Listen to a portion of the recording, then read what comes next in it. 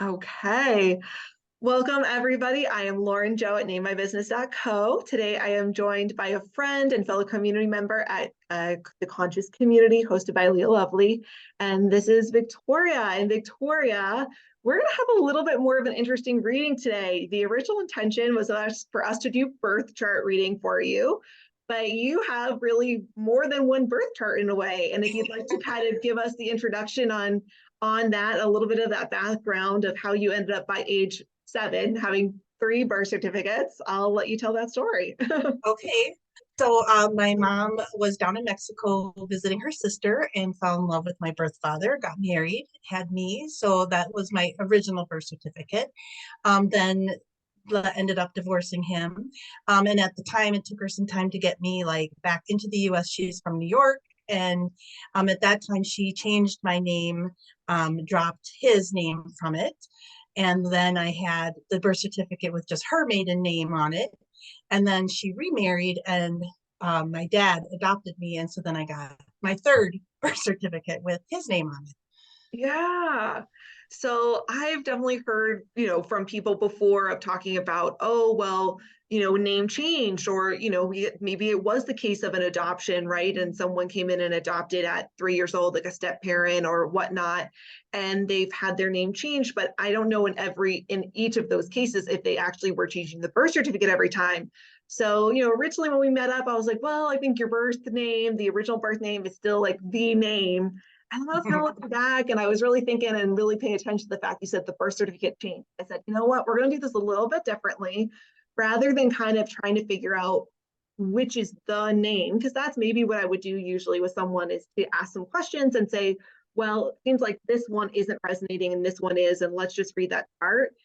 I'm having a feeling that like all 3 of these are going to resonate to some degree. So we're going to see. I am going to start Okay. by asking you some questions. We'll see. Maybe I'm All wrong. right. Maybe that first one that we do, you're like, no, not resonating at all. But my feeling is that there's going to be elements to each of these names that are resonating for you. So this is going to be it's going to look a little similar to if we were doing an overlay reading. We're going to have more than one chart on the screen at once. And for those who maybe aren't as familiar with the overlays, certainly go back and watch the videos I've made about that, if not. But to give a good summary is we often use the analogy of a cake when it comes to charts. So your birth chart is like the cake of a cake. And you think about like a fancy wedding cake, right? But as your name changes, whether that's just through using like an abbreviated version of your first name, going by your middle name instead of your first name, a woman getting married, or anybody else for any other reason changing their name, these names are like additions to your cake. It could be something that you add into your batter, like adding in nuts. It could be infusing a simple syrup. It could be having, icing or like a jam between letters of your cake, layers of your cake, having the icing all around it, having decorations on top, right? But what I always say is like each of those things on their own is not cake. Cake is Got the it. only part of that you eat it by itself and you still call it Okay. cake, right? So Yeah. that's the part, right? That's where we kind of say it's almost like that meat of it, if you will. So what I kind of was starting to think about when looking at your chart, right, looking at these 3 birth certificate names is like, I'm not thinking that it's an overlay like it's the icing on top. It's like maybe this is a marbled cake, right? It's like the 2 different batters, but they're both there and they're both cake. That's my guess. And Okay. maybe one of them is a simple syrup, right? Maybe the third one we're like, okay, that's a little bit more of the simple syrup, like the flavor is totally there, but it's not itself cake. But we'll see. We're going to jump into this and Okay. really ask you some questions and see what resonates.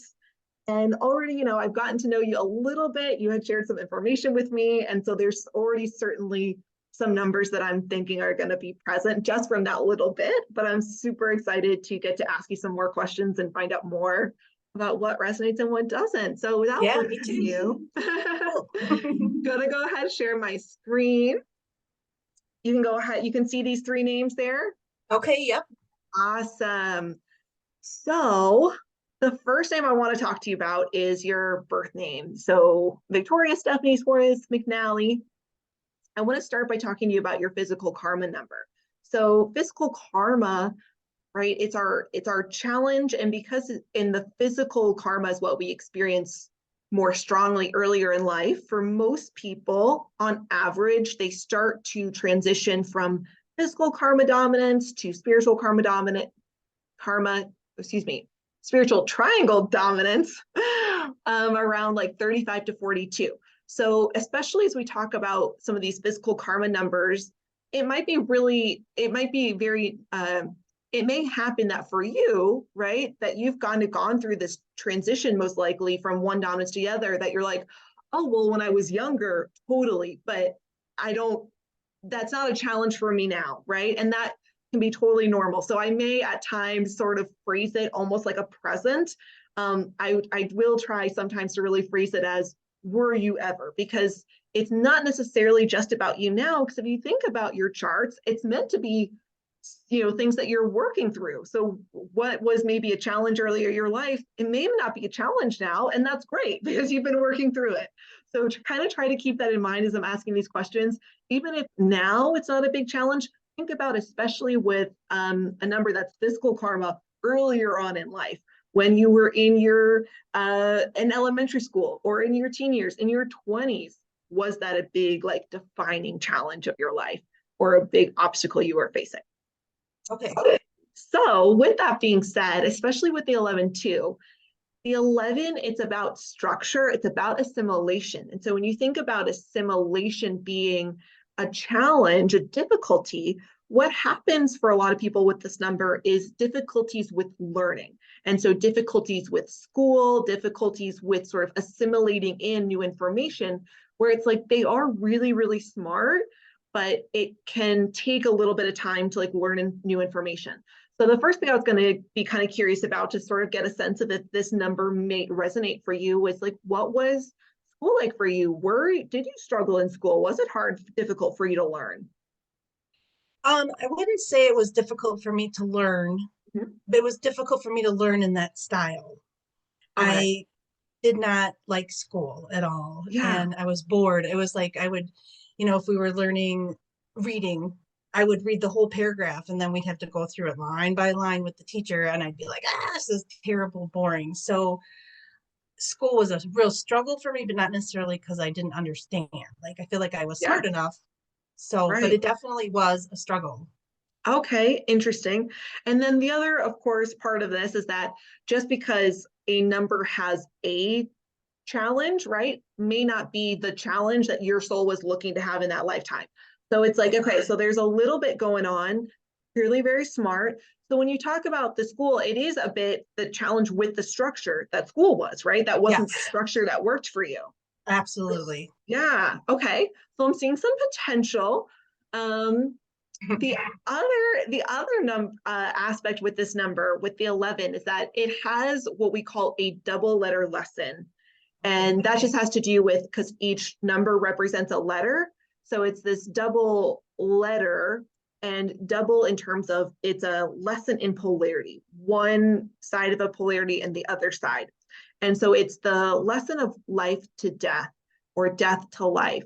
And what will often happen for people with this number is they have maybe near death experiences, or people in their life, friends, family members, will often die like really suddenly. Is that something that's happened in your life, has maybe been a theme in your life? No, I No. would say no. Mm-mm. Okay. Okay. Now, the other aspect with the 11, again, having to do with structure, is oftentimes in relationships, there can be this codependency because they are inherently lacking structure. And so they kind of turn to the person they're in a relationship with to provide structure with them, and then become really dependent on that person, the structure they provide. So has codependency been a theme in your relationships?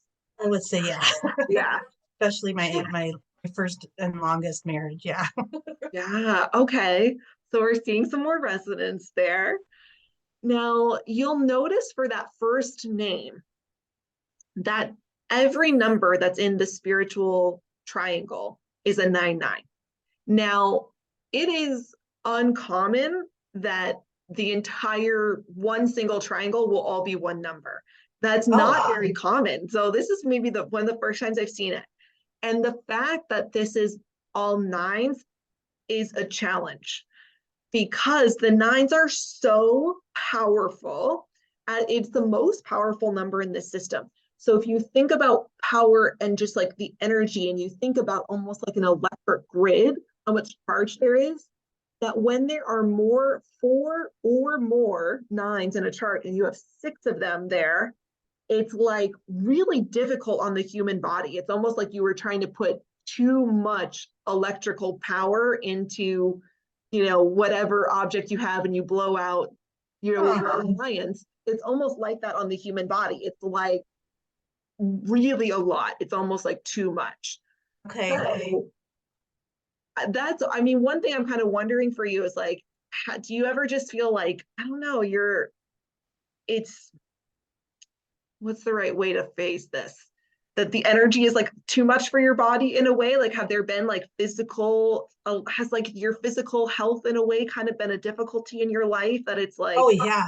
yeah. Well, as a kid, I struggled a lot with I have an immune deficiency, so sick Mm, all the time, and would get this cough that would linger forever, and it just was disruptive, like in school and church or whatever, all those things. It was horrible.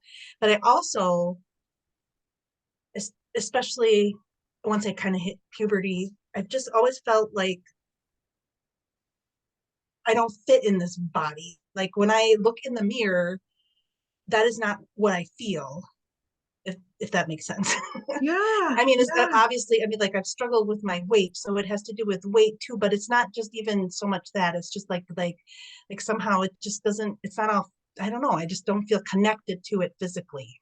yeah, definitely. And it's interesting because one of the things I started thinking to myself when I was looking at this is, because those nines all being so centered, concentrated in that one triangle, it's almost like then that did become part of your soul's plan to say, we got to bring in some new names and some new energies right away. Because if we just leave you with this for a long time, it's going to be like too much. So it's almost like that could be part of what was the sort of inspiration for bringing in more names at a really, really young age, was like, we got to help her out with this, with these nines, and like kind of maybe like lower the influence of them, because whatever, this is another aspect, like whatever name you're currently using does also hold a lot of weight and influence. So the fact then that, like, yes, it was your birth certificate name, but it was never then fully a name that you were using a long time, it's like it was helping to give weight and influence to other charts that were not going to be maybe quite as intense. Like this, Okay. I almost think that the energy, because of those three nines together, it's like buzzing. It's like ooh, supercharged, and it's like Okay. but the other element of the nine is that, well, the key theme with it, because it is about power, but when power is your challenge, then you're often starting from a place of disempowerment. So it's about power and disempowerment. And so what I can sort of say is like that whole journey then for an entire triangle of nines is you're starting from a place of disempowerment. You're needing to learn how to express that disempowerment. You're needing to learn how to reclaim your power, how to own your power, and finally, how to use your power responsibly. Because that's the ultimate sort of journey of nine. So would you say that that has been like major theme of your life? Oh my gosh. Yeah, absolutely. I, oh yeah, like as a kid, I come from a line of very powerful mothers who were, um, you know, wanting the best, but in a way with very controlling. And so I felt extremely powerless as a child. My dreams as a kid were always about flying. I was flying, I wanted to escape, that. And as I became an adult, like I remember just that in between age when you're like 20 and you got one foot in childhood and one in adulthood, and just feeling like I want to have power, but I don't know how to have power. And so it's really been something I've worked on my whole entire adulthood. And it's only been recently, as a matter of fact, I was just messaging an old high school friend last night on Facebook that I'm coming into my power and kind of reclaiming it, that at this age, I'm like 53 and here it's happening finally. But Yeah. yeah, that is definitely, I would say, been the major theme of my life, having come from a really Yeah. controlling family to Yeah. owning it myself. Yeah. Yeah. No, I definitely was. I was like, yeah, I feel like, again, like if this is going to be key, and these other numbers that started to be brought into your chart right away, I can see how they're helping. So before even going into challenges of the five, which are going to be in your second birth certificate name, I'll bring up an element of them, which is about speech.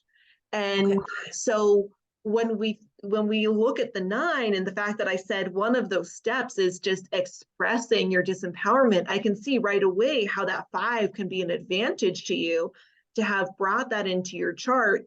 Now, granted, they are not directly impacting each other because the fives are in your physical triangle. So they're Okay. not directly acting on each other because you would want to see numbers that were in the same triangle that were acting on each other. But just by bringing that energy into you, it was giving you that speech and kind of giving you that quality to later learn on your journey towards needing to express your disempowerment. Um, so then for the fives, I want to talk to you about these fives that are there because, again, I had this original intuition when we were looking at it that, like, hey, maybe when this second birth certificate name came in, it sort of superseded the original name. And so I was thinking, like, maybe this is going to be the one that you resonate with. And so we'll see to what degree are the numbers in this chart themes in your life. So Okay. with five, yes, it's about speech, but it's also about truth. So there's a really big theme of like speaking the truth. So when you were younger or like from a young age, has speaking the truth been something that was really important to you? Oh yeah. Oh my Yeah. God, that's so funny. Absolutely, because my mom didn't want to even talk about the fact that my adoptive father was not my real father and my brothers were stepbrothers. And when I mentioned it to somebody at school once, she was really mad. And so from that time on, truth is like a big deal for me. And I Yeah. hate keeping secrets. Um, I mean, obviously, as I've gotten older, I've learned to discern when and when not to share personal things, Right. but still like something like that, that was about me and my life. And I felt like I had a right to tell a friend. And she was like, no, no, that's family, that's private. And so, oh yeah. Well, my follow-up question was going to be, but I think you already answered it. Did that get you in trouble when you were a kid? Yeah. Oh, yes, absolutely. Yeah. And as an adult who or a young adult, it got me in trouble when I would, like I said, overshare information and, you know, so for sure. So it's definitely been a learning curve of like when and when Yeah. not to be Well, you're sharing. already, you're already speaking to what is one of the lessons for the five, which is to learn that discernment, right? And Cool. there's discernment, yes, in terms of what to share, but there's also the discernment in terms of like, what is my truth, you know? And it's interesting because the nine actually, um, the nine represents the left kidney. And so you think about the kidney, what is the kidney doing? It's filtering out toxins, Okay. right? Like it filters things out. And so actually that's part of what the nine does that's really useful is like filtering out what's not true and what is true. So there is this really nice kind of symbiotic relationship between these nines and the fives. Again, within the charts themselves, they're not directly overlaying each other, but there's still this really nice overlap in terms of what they are bringing to the table, right? That the nine is good at discerning and filtering through almost like a BS like meter of like, no. And then the five is like very honing in on truth, seeking of truth, speaking the truth, very centered on that.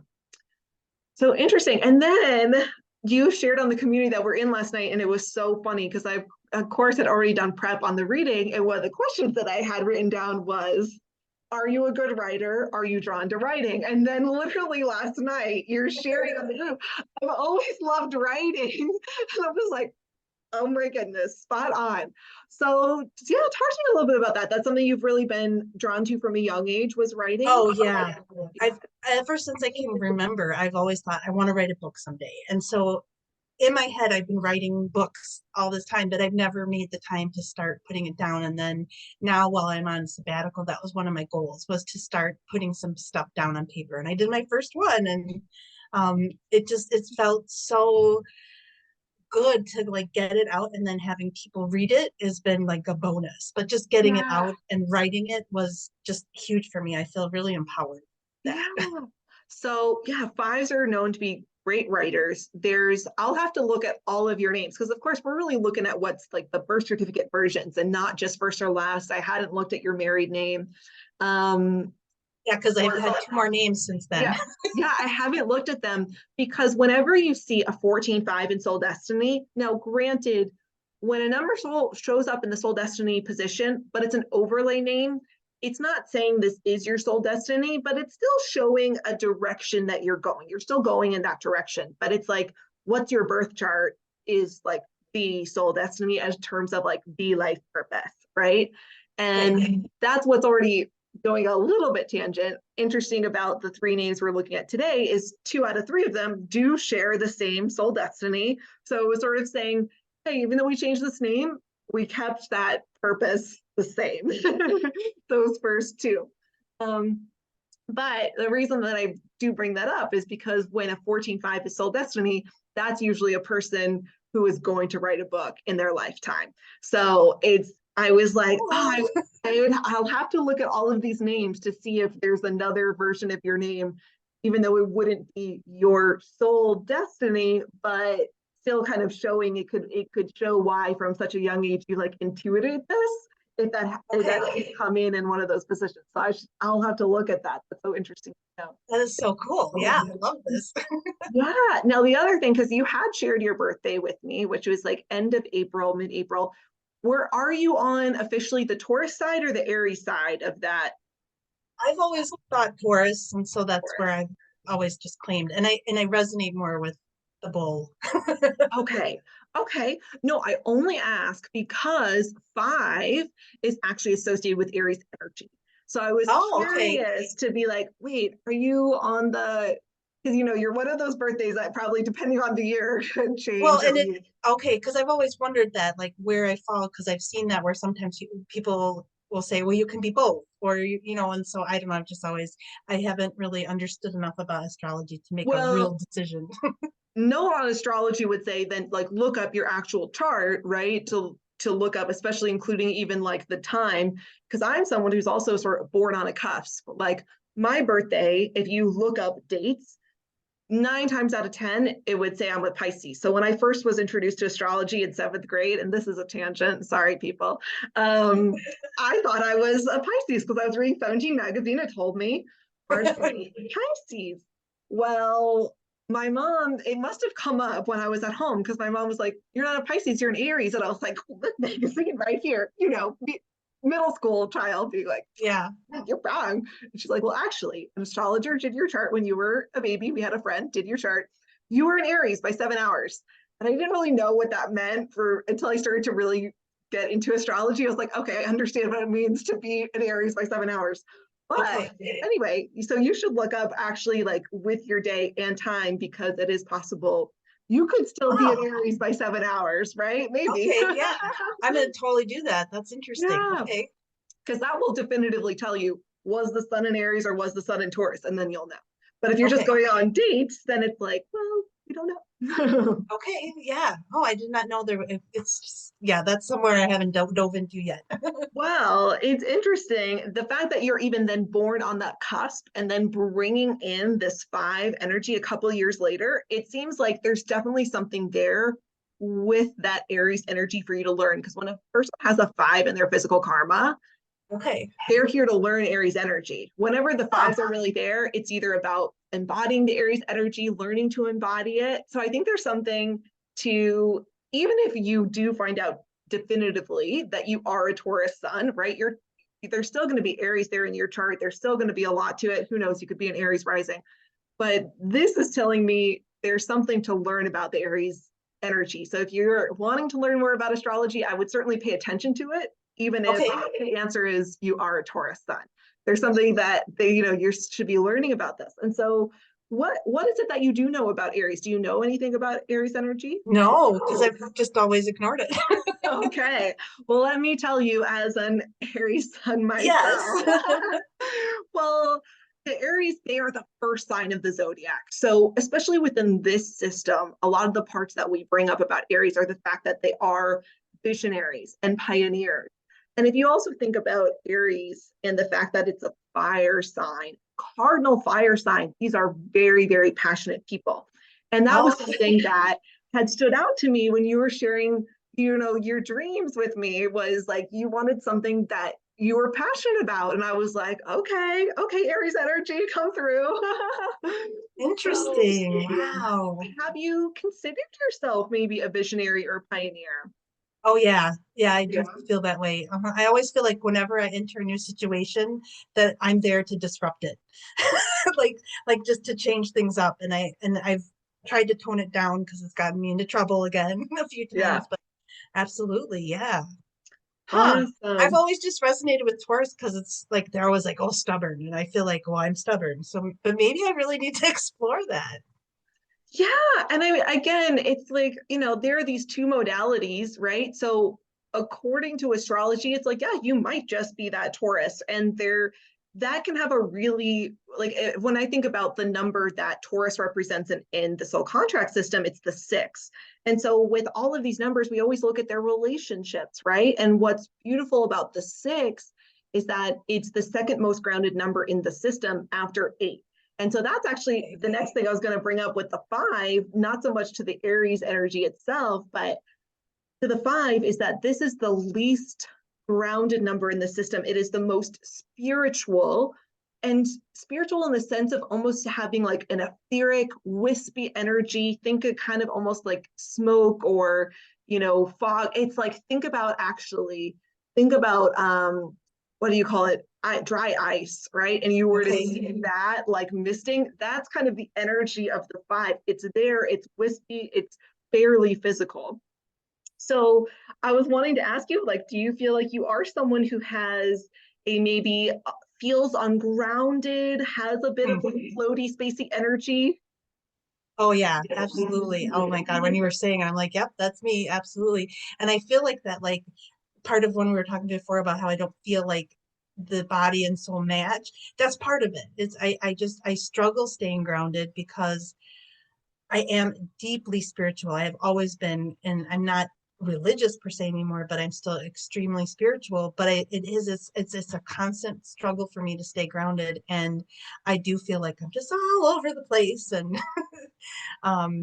yeah, wow, Well, you have these two fives in your chart, and they would again suggest kind of being ungrounded, but you have all these eights in your chart, but you have them either as karma, so as a challenge, as a goal, which means you're working to get there, or as okay, soul destiny. And soul destiny acts like a third karmic point at the beginning of our lives till we work through enough of the energy that it moves itself. You work through enough of the lesson that it moves and becomes your soul destiny. So okay, that is to say that even though eight is itself the most grounded number, it's appearing in your chart as something that you are being challenged with or a goal to reach. So that itself suggests not being grounded because you're learning grounding. that makes And sense. as you talk about, not feeling in your body, that is just, I'm like, yes, it makes sense for the nine, but it's also very fitting for the eight, because what happens with the eight is there are these very high frequency souls. So are the fives. They're both very high frequency souls. And so they come to the earth plane, and with the eight in particular, they end up feeling trapped because they get here, they're like, whoa, this is really heavy, this is really dense, I want to get out of here. But the eight ties them to the earth plane, so they feel trapped. So it's really common that what happens is that they're not really integrating into society because they don't really want to be here. They're not coming fully into their bodies because they don't want to be here. And so as you talk about, I end up feeling disconnected, I'm like, that's very fitting of the eight. But if you look at that in sort of in tangent with the 9, if you think that the 9 is almost like electrifying, like you were being asked constantly to touch something you knew was going to shock you, but you're supposed to live there. Like, it's like, what? No, that body is on fire. Like, that Yeah. body is electric. Like, I don't want to be there. So I can really imagine, yes, that like that would have been a struggle. And you shared as well that one of, something you were interested in was maybe right pursuing doing yoga as a career or Reiki. Those are both like excellent for people with AIDS. And in terms of like a business, because that's the other thing I do. Right. Any business that was around that, you would definitely want to have AIDS in it, or it's excellent because it is about helping people get in their bodies. So it's wonderful. Yeah, very cool. Wow. Well, and I don't like, not to get super heavy in here, but my entire life too, that explains a question I've always had, because I've always thought about not existing anymore. Yeah. And even from a young age, like I remember vividly being probably about 5 and lying on my bed and just praying to God, please let me die, please let me die. And I've always thought, God, that is not normal for a 5-year-old. And so I thought, well, was like, I've asked my mom, was there like abuse? And I can't find anything to make like an event. It's just been in me. And so that makes a lot of sense to me, and it's reassuring in a Oh, way. Like, wonderful. it's not, because I've had these discussions with my husband where I'm like, not saying I'm suicidal, because Yeah. I'm not, but to me, like, I feel like that it's an option I should explore, even though it's not. And of course that freaks him out. But now this makes total sense, and it's very reassuring. Yeah. And what my teacher will say when sort of these conversations come up when we're talking about these numbers is, it's not you who wants to die, it's the ego who wants to die. Mm-hmm. Right? The ego is like, this sucks. It's too hard, Yeah. and I'm exhausted. Yes, that's absolutely. Yep. So we kind of will talk about that when we go through phases of, I don't think there's an ego death in terms of like one single, it dies and it's gone. I tend to think of it like a snake shedding its skin. But when you do have an ego death, right, in that sense, it's like you realize, oh, and I'm still here, because it's like it thinks it's gonna, right? The ego doesn't understand, right? Yeah. It's like that. Yes, that needs to die. That, I think, that thought that needs to be let go of. But that's not the same as actual physical human. Right. Right. And it's really, I mean, I've just noticed within, I don't know, maybe the last 6 months since I've stopped working and really given time to myself, that things are starting to come at me as I need them. And for example, like, I've always struggled with understanding, what does ego mean? And I had this just huge like aha moment one night, where I was like, I really understood what my ego means, and that it's, again, like, not necessarily wanting it to completely die and kill the ego. Like, that language doesn't sit with me. Yeah. It's more about seeing that and acknowledging the ego and saying, okay, how can we live together in this life, because it's not working right now the way it is. So I'm still working on that, but but I'm getting everything I need. And this right here is just enormously helpful. Oh, I'm so glad. Yes. Yeah, this is so cool. I know that I'm always constantly blown away by the system, and just, it's beautiful. It's a beautiful It is. Wow. So let me see. Next number. Okay, so we jumped to the 8. Yes, there was going to be one other thing I did want to bring up with the 5. And you did mention having been spiritual from a young age. The 5 is one of the most, if not the most, psychic number, because it is so spiritual and sensitive. It's just like very connected. So did you have like really strong sort of intuitive, spiritual, psychic abilities from a young age? Um, I don't, I think I may have, but I don't know that I was able to recognize them. My Yeah. growing up in a Catholic home, it was hard because I personally was really drawn to all the mystical things, and my mom was really freaked out by it. So I ignored a lot of it, or tried to like ignore it. But I would say I mean, I was always like, I want to be able to read people's minds, and I'd play games with my friend, like guessing, like, can you guess what card I'm holding? And then I was always like pretending to channel aliens, and I would write this like stuff out that would look like gibberish that I mean, just so yeah, I guess kind of it was Yeah. hard because I was fighting that Catholicism. Yes.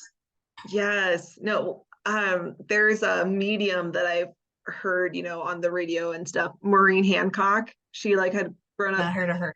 well, she had like grown up Catholic in, I forget if she grew up in Boston or where exactly, but she talks about in her childhood. And that is the thing, sort of people of, your generation, right? That was something that really was so much more taboo.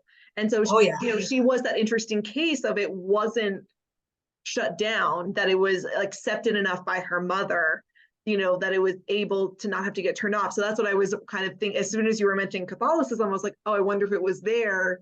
And then that was just told no, Yeah, and that's exactly what happened. So Yeah. I don't know. I'm curious sometimes. I think about what would have happened had I had a more open household where that would have been something nourished and Yeah. encouraged. Maybe I'd be further along in my journey now, but who knows? I mean, you're where you're supposed to Yeah. be. So Exactly. And you know what? I've asked myself that exact same question. And I'm younger, right? In terms of I grew up in a different time. And yet at the same time, the real more social acceptance of this has only come maybe in the last 10 years. And I turned 30 yeah, this year. So there still would have been a lot of my life where this would have had people looking at me strange. And I had my awakening at 27, right? At the start really of my Saturn return, which happens in the eighth house. So for anybody who knows astrology, eighth house very much connected to all of the occult and like psychic and all those things. So it makes sense. It's very fitting, I should say. And so I kind of had this conversation with Spirit. Why wasn't I one of those kids that had that? And Spirit is like, Lauren, you would have hated having to hide this, right? You are such a hit the ground running type of person. You woke up at a time when you could hit the ground running and you didn't have to hide this. You didn't have to feel ashamed of this. You didn't have to be unsure. That wouldn't have suited you. That wouldn't have been good for your development. So that's not what happened. yeah, yeah.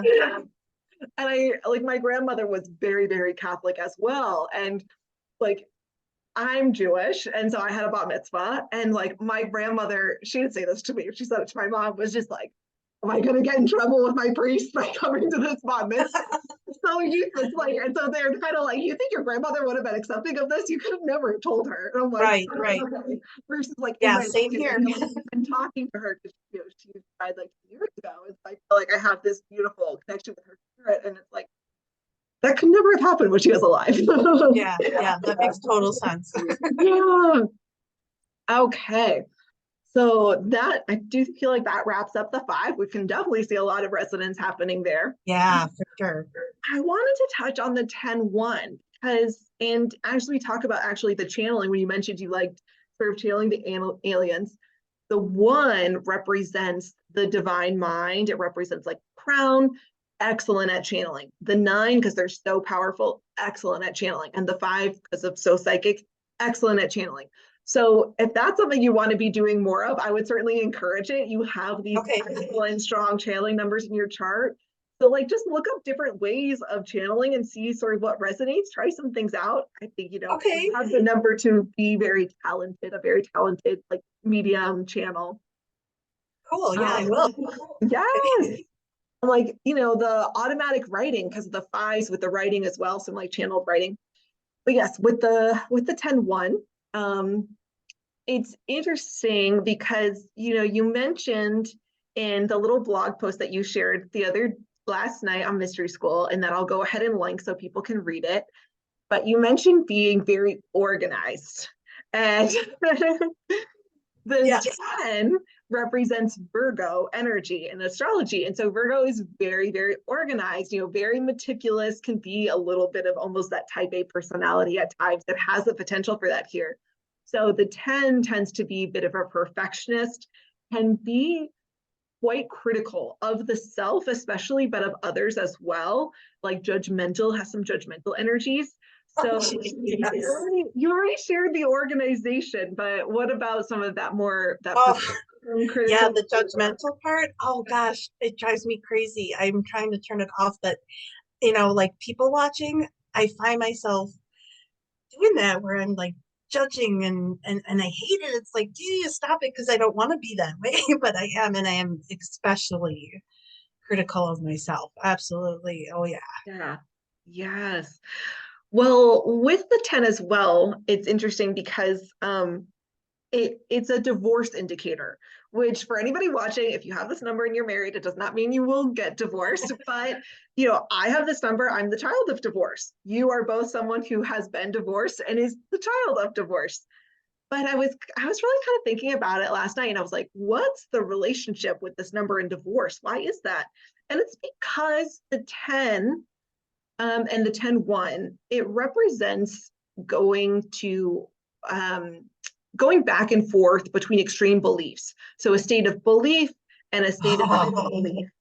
Yeah, does that resonate? Yes. Oh Oh my God, goodness. yes. Well, I was kind of thinking about that and I was like, well, if you apply that to a relationship, the extreme belief might be like, this is my one, this is my soulmate, this is my person, we're going to be together forever. And then you go to the other side and it's like, this is not the one, this is not the soulmate. We have to separate right now. Right. So they tend to go back and forth. And so talk to me about that. Maybe is that can you kind of see how that switch happened in relationships, but also other areas and beliefs that you may hold. Oh, for sure. I mean, just in terms of my spirituality, like growing up Catholic, there was times where I didn't believe, and then there was times where I was so in the belief. I was actually a retreat director for high school students when I was in my early 20s and was just completely immersed in that. And then tried Baptist church, Lutheran church, and then all of a sudden I didn't believe, like so. And then now, as I'm coming into my own power and really allowing my beliefs, I have fluctuated, like, with the community, like hearing what people say and really being like, yes, yes. And then a few days later being like, that's a bunch of bullshit, Yeah. just waffling back and forth. And so I've recently had to just decide in terms of my spirituality, it's a conscious choice I have to make that I want to believe or not believe. And then most definitely with my marriage, that when I first met my first husband, I thought that that was all and it was the best. And then it wasn't. And unfortunately, I didn't have the courage to get out of it before we got married. And I tried to make it work. Mhm. So it was really nice, I guess. It was one of the biggest moments for me in my life was when my ex, while the divorce was happening, he said, well, what do you want out of being divorced? And he didn't deserve an answer, so I didn't answer him, but I did ask myself the question, and I sat down and wrote what I wanted. And what I wanted was a soulmate person, or somebody that did do all the things that I wanted from the first one. And I think I did that. I manifested my Mhm. current husband by that. So that's been a really good lesson for me, that I am powerful in creating my life the way I want it to be. And so I'm using that as a catalyst, because that's been a definite where it's like you said, oh, I thought this was it, but nope. Yeah. Interesting. And then with the 10-1 as well, because when you were sharing some of your dreams with me about, what you wanted to do for other people, I could really feel that wanting to sort of serve others, right? And the 10-1 is absolutely about being of service to Okay. others. And even the 9 as well is very much about serving others, especially when you have it in the talent position. It's that feeling of serving others and like then being served yourself, right? As I serve others, I will be served. And so both of these numbers are really excellent healers. The 9 and well, the 1 is also a very powerful number. So I would say, like, in your entire in these three charts, you have what I would consider the three most powerful numbers, because you have the 9, then you have the 1, and you have the 13. And so the 1 is said to represent the divine masculine, where the 13 represents the divine feminine. And that's in your physical talents of your third birth certificate name. We haven't gotten there yet, but you do have these very powerful numbers in your chart. Oh, And nice. yeah, so like there's this beautiful, because you talked about again like Reiki and healing, and um, I was like, yeah, there's definitely something that you could be this really excellent healer if that was something you wanted to pursue. And with the 13, let's just jump over to that 13 a little bit. Okay. Is with it representing divine feminine, it also represents love and like motherly love. And so when you mentioned that, like, oh, I always knew I wanted to be a mom, and I was like, oh, I already saw she has a 13 in there. I was like, absolutely makes sense. And so yeah, just talk about that. It was like a desire from a young age, being like very Oh, maternal. absolutely. I always had the dolls and I would pretend to nurse them. I pretend to give birth to them. I mean, Oh my goodness. like I just wanted to be a mom. And whenever we played house, I always had to be the mom and was always mothering. I have three younger brothers, the oldest of which is 7 years younger than me. So I was really loving mothering them and being a part of their life in that way. And I definitely think that's part of why I made the misjudgment to marry my first husband, because I just really wanted to be a mom. And that's not Yeah. fair to him either. I feel badly about that, but I did. And I have three kids from that marriage. And now I've got more kids. I was saying the other day how now that I'm remarried, he had two kids who both have significant others. So the family's just grown. And it's like, Yeah. oh, now I have all these kids to mother. And anywhere I go, like any job I've had, I always end up being like the mother of the office. And it's just, I can't Oh. turn it off. Well, not only do you have that 13, but you have all of these eights. And eights in astrology represent Cancer, which is the sign of the mother, quite often, not very maternal. So it definitely, even the eight itself is like mom friend energy. So Oh, it's like, yeah, you have the 113, but you have a lot of eights in your chart. So it's like yeah. not surprising at all that you really have a lot of that energy and that instinct. Yeah. The Um, mom thing is just something that's always with me. It's never going to go away, no yeah. matter who I'm with. Well, I also want to talk about your physical karma from the third birth certificate name, the 7/7, and to see again how much of this one will resonate. So this is one I'm very familiar with. This is my own personal physical karma number. And with the sevens, it's about working with and healing the heart. It said people have this as a physical karma number, that there's like a heart wound, which can come either from this life, it can come from past lives.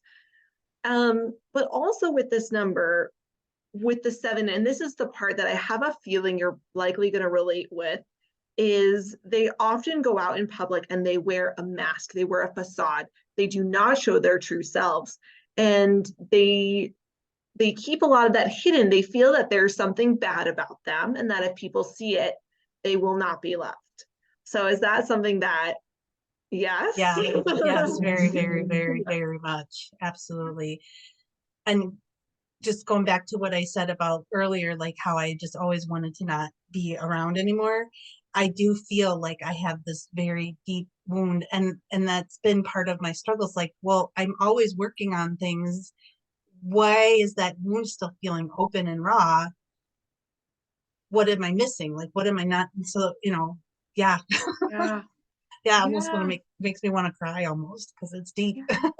It is. And really what the seven is being asked to do is then to show up in the world authentically and to really integrate as one person, if you will, rather than having the public facing version and their private but like hidden version is to show up as one person in the world and to show up authentically as their true self. So even talk about, how that has maybe been a journey. Like, has that something that you've gotten better at doing?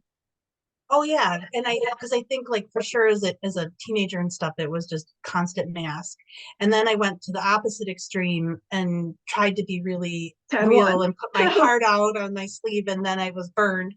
So I Yeah. definitely withdrew again. So it has been a journey, and I'm like I said, learning discernment about when to share and when not to share, and who to share. And one of the things when I decided recently I'm going to go this new path and I've had like in my head, remember, like I said, I'm always writing books. I'm writing this like what's that called? When a company has their proclamation, what is that? I can't think of the word. But that's what I'm writing in my head, and I want to put it out there to introduce who I really am Yeah. to these Like people that mission have known me. statement. Mission statement. Thank you. Yeah. That I want to put that out to all these people who've known me for many, many years that I haven't really hasn't seen, I haven't shown my authentic self to. So when I'm more feeling grounded, that's one of Yes. my goals is to do that. So Yeah. it has definitely been a journey. Yeah.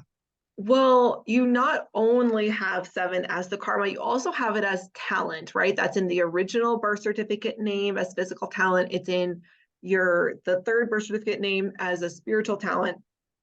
And so seven in its talent is a very, well, just seven is a very magnetic number. So often, people, have you found maybe through life, like people are very drawn to you, or like in group settings, really having that ability to like facilitate groups very well, be like a mediator. Oh gosh, yeah, yeah. People are very drawn to me, and I had one friend, because everywhere that I moved a lot when I was raising my family. I would start a play group in order to make friends. And I had one friend say to me at my last play group, "You're really good at bringing people together." And I've always thought that in my head. I'm like, I am. Yeah, I'm really good at that, and that's why I loved retreat work. I would do something like that again in a heartbeat. I absolutely loved, bringing a big group of people together and creating these spiritual intense moments of sharing and laughter and all that. So for sure, yeah. We'll have to talk about retreats because I actually have the dream of like running retreats using the system. So we'll have to talk to you Oh, about what you know. You can teach me a little bit about that. Um, absolutely. Yeah. but I have these numbers as well. So like myself in college, right? Like orientation leader, things like that. I'm like, yes, I know how to do that work too. Yeah. Cool. um, so also in the blog post that you had shared, you mentioned something about it about like the difficulty in, now I wish I had written down your wording. Was it like the difficulty in receiving love? I think. Yes. And Yeah, in receiving and really just accepting it, feeling worthy of it. And yeah, that's been a struggle. because that is, when I read that again, I was like the 13-4. And you also have a 4-4 in your second birth certificate name. The four is about trusting in the flow of abundance from the universe. But abundance can be monetary, it can also be emotional, right? So it can be love. So what we find here very often, and you already hit the nail on the head, it's asking people like, well, do you feel worthy of abundance? Do you feel worthy of love? And so you just said it already, that has been a struggle in your life. And which goes to show that just because a number isn't talent doesn't mean that you're not still sometimes working through that a little bit in order to unlock it. And again, these are just 3 out of more charts that you would have. Um, to see maybe somewhere else it is karmic, and that was why it was maybe playing a bigger role. In addition, in the second birth certificate name, you have 12-3 as your spiritual goals. 3 has a lot of overlap with the 4 because it also has to do a lot with worthiness. And there can be a lot about, again, are you feeling worthy? So that can bring that in as well. Um, let's see, are there any questions so far that you have? Anything else you want to be touching on? um, Not questions. I'm just like in awe of how this is just all of it's resonating. I'm thinking maybe my cake's Neapolitan. I don't know. Yeah, yeah, no, Yeah, it's exactly. really cool. That's what I started to think as well, because there are some overlaps, like right with that 8. Like I knew you would relate to the 8 because it's in all of those charts. Yeah. But it was just a matter of for the other numbers to what degree. Well, let's just actually wrap up because we didn't talk about the 12 too much. I'll just ask you some questions on the 12 because the 12 is about expansion. And because it's expanding, it's like people could with this energy can oftentimes feel like they're in a rush, like they maybe are always running late or they feel rushed. Yeah. Yes. Time is an issue for me. Yeah. And I had a reading with a spiritual medium a few years ago, and she said, what is it with you and time? And I first of all, I'm always late, drives my husband nuts. He hates that.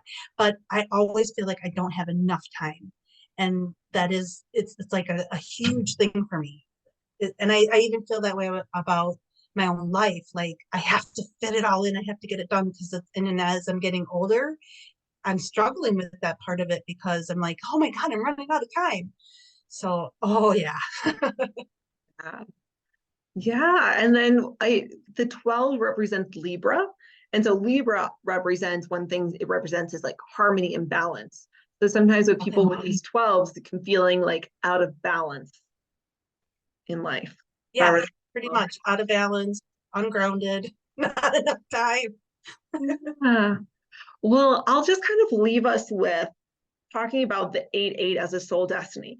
So 8-8 as soul destiny, the life purpose then is to ground the energies of the soul, especially your physical talents, or excuse me, the spiritual talents, and then relating them into society. So we know again, like that grounding is really, really key. Grounding the spiritual energies, things that you can do to ground, to then share and express the talents of which we actually sort of did really touch on each of these spiritual talents. The 9 of being a really wonderful healer, serve and you will be served, but also with all the power that it holds.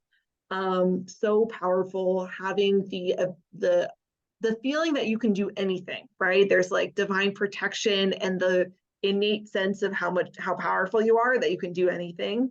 The 4, we didn't talk on the talent about it, but when we in the talent of the 4, it's very much about sharing. And you mentioned actually earlier that like things were just showing up. So with 4, it represents the direction of east. So things like flowing into your life. So that was, I was thinking about the 4 when you mentioned that, like, yeah, things might just like pop up when they're necessary. And it's, yeah, very much about sharing of yourself, of, your love, your knowledge, um, all of that, your opportunity, whatever. The 7, that connecting people together, leading, drawing people in, and then working with and healing the heart. So I would say those are kind of the energies you can be thinking about that you are really grounding and relating into society. So yeah, any Yeah. final thoughts, final questions? Well, I do have one question as I was looking at the chart. Can you explain a little bit about the symbols? Sure. So the symbols, each number has its own symbol. Okay. Or they were channeled in by Frank Alpert at the time that he channeled in the system. And so they really give you, just by looking at them, they're giving you a transmission of the energy, if you will. So for some even practitioners, they just don't even really look at the numbers per se. They just look at the symbols and have that communicate to them. In some cases, I feel like they do more specifically like relate to the themes of the number. Like with the 7, where it is about, connecting, it's a little difficult to see because the symbols are a little smaller here, but you see in the symbol like the 2 circles and then the circle that's connecting them, right? So it can help to think about that. I didn't really talk about the 2 all that much, but that's a symbol I'll usually use to talk about it because it's about foolishness to wisdom, and it represents height and the idea of getting objective when you reach height. So a lot of times when I will talk about the 2, I'll talk about as you travel along the coil and you reach like the first kind of coil, you make a decision and then you travel further along, and then you realize, oh, that's not what I should have done because I know more now. And then you make another decision and then you're like, oh wait, that's not what I should have done because I know more. And you reach height and you reach objective and you're like, oh, now I see. Okay. Yeah, very like learning on that journey. So yeah, each symbol really does kind of relate into the number. Like with the 9, it's so powerful. The symbol is said to represent serpent or the dragon. So you think about serpent, like, and snakes are often also like associated with like Kundalini. So I kind of think about it as Kundalini energy a little bit. But yeah. very cool. Yeah, and then my only other thought was how this is just really incredible, and it's been very, very eye-opening, affirming. Because I think a lot of this I've already known, but just having it written out like this and really clarified, it's thank you. Yeah, this has been very cool. Yeah, and I mean, so interesting again, in your case of those 3 charts, like I'm so glad I didn't limit myself to trying to find one to talk about because there was so much here that I think was really important for us to discuss and kind of uncover and touch on. So, Yeah, definitely. Very cool. Thank you so much. of course, my pleasure. Well, thank you everyone for joining and watching, and join us on on the next one.